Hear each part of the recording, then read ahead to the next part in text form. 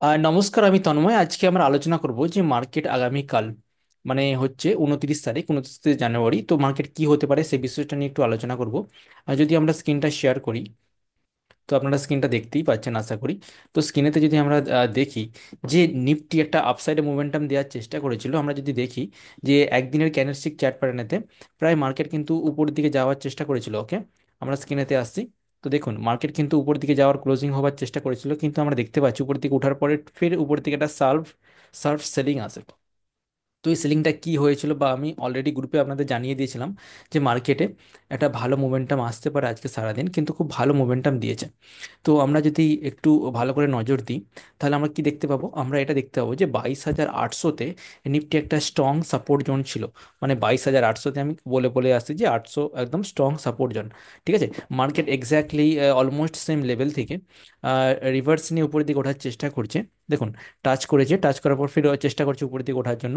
কিন্তু এই যে মোমেন্টামটা, আজকের মোমেন্টামটা, এটা কিন্তু পরের দিনেও, মানে হচ্ছে আপনার 29 তারিখ আগামীকাল কিন্তু আপসাইড মোমেন্টাম দিতে পারে। কেন দিতে পারে? কেননা আমরা বুঝতে পেরেছি যে এখানে একবার টাচ করেছে নিফটি, টাচ করে ফির উপর দিকে ওঠার চেষ্টা করছে, এখানে একবার টাচ করেছে, বা এখানে ডাউন সাইড থেকে ফির কিন্তু এখানে একটা সাপোর্ট নেওয়ার চেষ্টা করছে।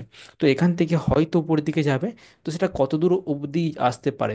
আমরা যদি এই লেভেলটা ড্র করি, তাহলে আমরা দেখতে পাচ্ছি যে নিফটি আপসাইডে 23,250, এটা কিন্তু স্ট্রং রেজিস্ট্যান্সের জন্য আপাতত।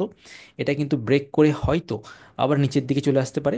আপনাদের কিন্তু একটা জিনিস ভেবে রাখতে হবে যে আর কয়েকদিন বাদেই বাদেই কিন্তু বাজেট। তো বাজেটের দিনেতে মার্কেট কিন্তু প্রচণ্ড রকম ভলাটাইল হবে। আপনারা কিন্তু একটা জিনিস নজরে রাখুন, আপনাদের কিন্তু ক্যাপিটাল যেটা আছে, ক্যাপিটালটাকে আপনি একদম সেভ করার চেষ্টা করুন। ক্যাপিটাল যদি সেভ না করতে পারেন বা প্রোটেক্ট না করতে পারেন, সেক্ষেত্রে কিন্তু সব শেষ করে দিলে কিন্তু পরে আপনি ট্রেডিং করতে পারবেন না। আপনি ট্রেডিং সেট আপ তৈরি করুন এবং বুঝুন কোন জায়গায় ট্রেডিং করলে ভালো হয়, সেরকম সেট আপ তৈরি করুন। ঠিক আছে, মার্কেট কিন্তু অনেকটা দেখতে পাচ্ছি আপসাইডে ওঠার চেষ্টা করছে, নিচেতে একটা বটম। ইনকেস যদি মার্কেট এই নিচের লেভেলটা, মানে 22,800 লেভেলটা ব্রেক করে, তো ডাউন সাইডে আমরা কোথায় দেখতে পাবো? মার্কেট কিন্তু আমরা অনেকটা নিচের দিকে পড়তে দেখবো। তো কোন লেভেল অবধি পড়তে পারে সেটা যদি আমরা আলোচনা করি, আমরা যদি দেখি যে কোন লেভেল অবধি পড়তে পারে, সেটা হচ্ছে 22,500। মানে এখান থেকে যে বর্তমান লেভেল, এখান থেকে প্রায় 400 পয়েন্টের কাছাকাছি আমরা দেখতে পারি ফল হতে পারে। তো নিফটিকে আপাতত কয়েকদিন আমি দেখছি বুলিশ, যেখান থেকে একটু রিভার্সাল দিতে পারে, যেটা শর্ট কভারিং হতে পারে। কেননা আজকে জাস্ট শর্ট কভারিংয়ের বারুদটায় জাস্ট একটু আগুন লেগেছে। এটা কিন্তু যেতে পারে কত দূর? 23,250 আমি বলে দিলাম নিফটির। ঠিক আছে, দেখুন, এটা আমার ব্যক্তিগত মতামত। তারপর আমি যদি হচ্ছি ব্যাংক নিফটিতে, ব্যাংক নিফটিতে আমরা যদি লক্ষ্য করি, ব্যাংক নিফটি কিন্তু একটা সাপোর্ট লেভেলে আছে, চেষ্টা করছে সাপোর্ট লেভেলটা হোল্ড করার। কেন হোল্ড করার? এখানে দেখতে পাচ্ছি যে সার্ভ পড়েছিল, ফের উপরের দিকে উঠে ফের নিচের দিকে নেমে ফের উপরের দিকে ওঠার চেষ্টা করছে। আর একটা জিনিস আমরা দেখতে পাচ্ছি, আজকে কিন্তু ব্যাংকিং সেক্টরে কিন্তু ভালো রকম মুভমেন্টাম ছিল, মার্কেট কিন্তু আপসাইডে যাওয়ার চেষ্টা করছিল। তো আপনারা ব্যাংকিং সেক্টরে বিভিন্ন স্টককে নজরে রাখুন, কেননা একটা আরবিআই যে খবর এসেছে, একটা ভালো পরিমাণ ফান্ড ইনজেক্ট করতে চলেছে মার্কেটে। তো সেই জন্য 60,000 কোটি টাকার মতো সামথিং। তো সেই জন্য মার্কেট কিন্তু ব্যাংকিং সেক্টরের ক্ষেত্রে অনেকটা পজিটিভ থাকছে।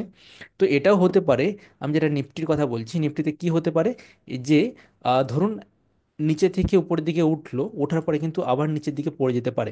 মানে এখান থেকে উঠে আপনার 23,250 বা 23,500 অব্দি যদি আসে, ঠিক আছে, বলা যাচ্ছে না।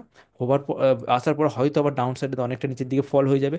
তো আপনারা সতর্ক থাকুন, ভেবে চিন্তে ট্রেড করুন। সামনে কিন্তু বাজেট আসছে, অপশনেতে কিন্তু মারাত্মক রকম ভলাটিলিটি আমরা দেখতে পাবো। আমরা দেখতে পাচ্ছি আইভির প্রায়, মানে আইভির যে প্রাইসটা, ওকে, অনেকটা বৃদ্ধি পাচ্ছে। আপনার তারপরে হচ্ছে ইন্ডিয়ান ফিক্সও বৃদ্ধি পাচ্ছে। তো একটু সাবধানে কাজ করুন, সাবধানে কাজ করুন, ক্যাপিটালটা একটু সেভ করুন, এটাই কিন্তু আমি বলবো। আপাতত আগামীকাল আমি আসছি, আমি লাইভ ট্রেডিং করাবো আপনাদের। ওকে, তো সাথে থাকুন আমাদের। অসংখ্য ধন্যবাদ চ্যানেলে দেখার জন্য, আর চ্যানেলটিকে একটু সাবস্ক্রাইব করে নেবেন।